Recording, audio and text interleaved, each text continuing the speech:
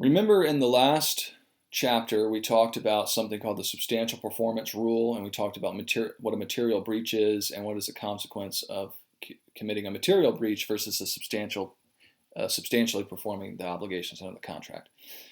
And the reason the difference is important is that in one case, you may have to pay them for what they've done, but if they have committed a material breach, you may not be obligated to fulfill any part of your obligation. So I gave an example of someone is contracted to build you a house, and they dig a hole for the foundation, and then they walk off the job for whatever reason.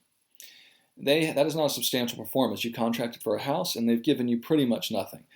And so in that case, you may not be obligated. Of course, it could depend if you've agreed to something else in your contract.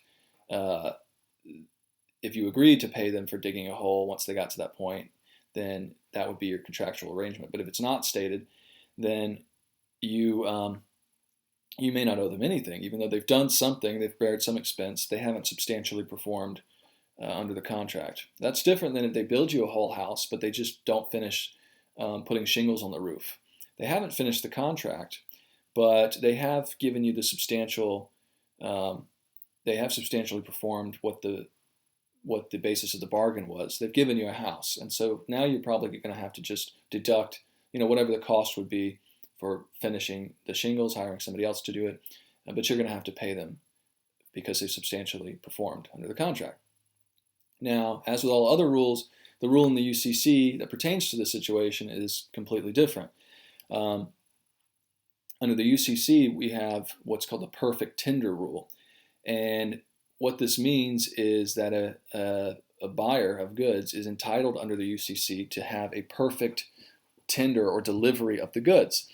And if it does not perfectly conform to what they've contracted for, they may be able to completely reject it, even if it would, you've substantially fulfilled the contract.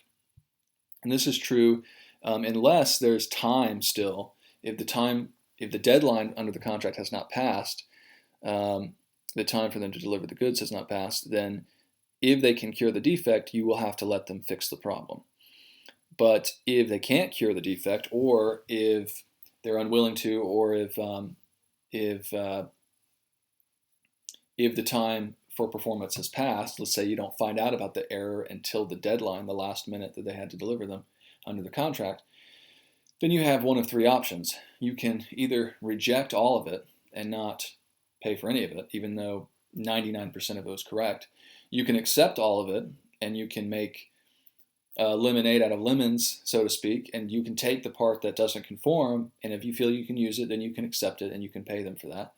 Or you can accept the part that's right, and you can reject the rest and not pay them for the part that doesn't conform to your expectations under the contract. So let's just take a quick example of how this would play out. Let's say you're a silk screen printing business. You make t-shirts, but you've got to get the raw material, the t-shirts themselves, from another company. And so you have a contract.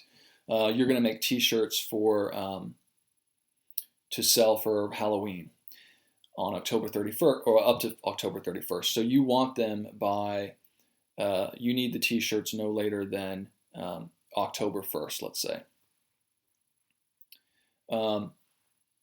And you have a contract for 1,000 orange t-shirts to be delivered. So they're due October 1st. On November 10th, September 10th, they deliver them well in advance.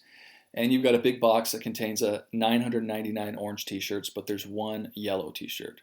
So under the common law rules, that would be a substantial performance, and you'd owe them for the part that they got right.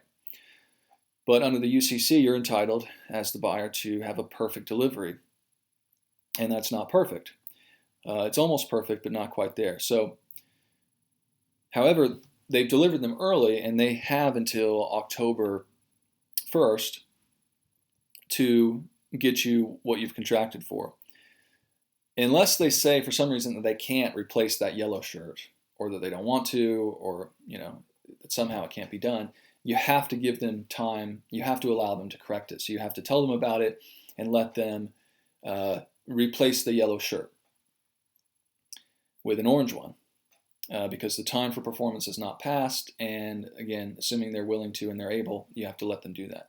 Now, on the other hand, if they deliver these on October 1st, that's the deadline under the contract, the time for performance has passed. That's the deadline.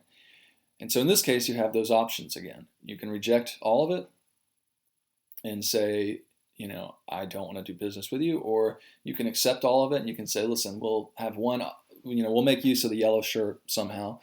Or again, you can accept and pay for the 999 conforming units of goods and reject the yellow one and not have to pay for that.